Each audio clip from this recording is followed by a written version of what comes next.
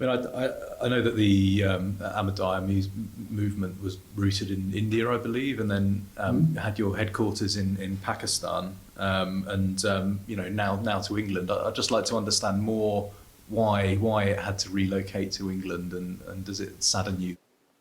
You see, Pakistani government during Bhutto's regime enacted a law against Ahmadis, that Ahmadis are not Muslims.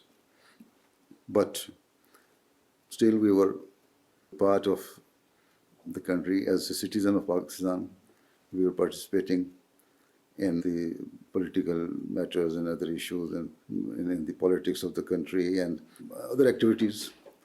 And despite that law, we were worshipping as we wished, as according to our teachings. We were practicing and preaching to some extent, whatever we liked according to our belief. But during Ziaul Haq martial law regime, they further strengthened that through they enacted a law that was a martial law order and then passed by the assembly, that you cannot call your mosques. You cannot name your children as Muslim name their children. You cannot pray 5 times as you wish according to your teachings, as Muslim do. And there are so many things which are the teachings of Islam, you cannot practice them.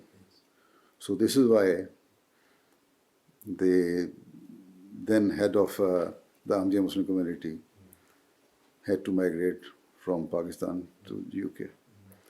And because he could not just sit idle, doing nothing. The leader has to lead the community. So he migrated after this law in 1984 from Pakistan and settled here in London. And after his demise, I was elected. And then, since then, we are here. As long as that law prevails, the leader of the Ahmadiyya community cannot go back to Pakistan. Do you dream of going back, though? Of course, yes. And we hope that one day we shall.